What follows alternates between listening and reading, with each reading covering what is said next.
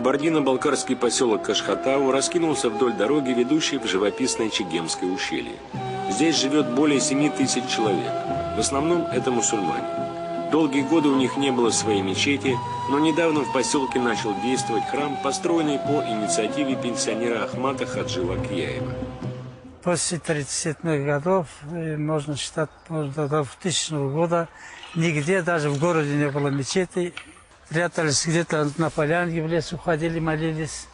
Или у кого-нибудь дома молились, мечети не было никаких.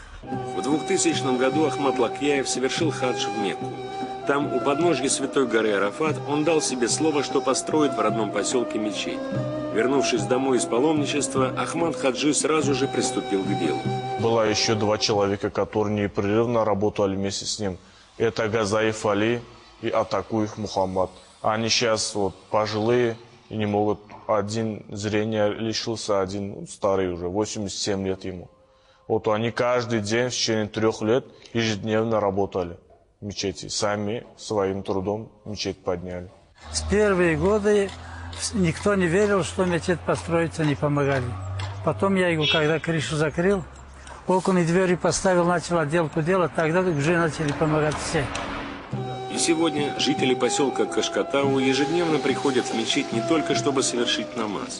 Они выполняют отделочные работы, благоустраивают территорию и строят подсобные помещения.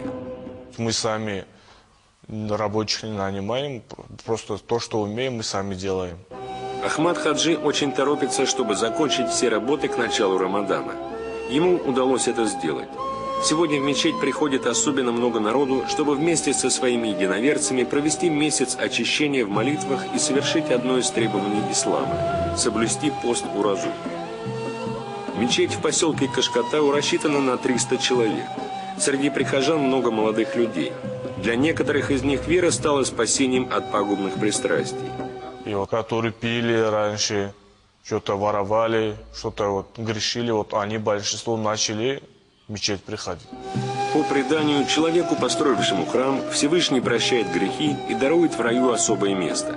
За последние годы в Кабардино-Балкарии начали действовать 158 мечетей. Среди них мечеть, построенная пенсионером Ахматом Хаджи Лакияевым.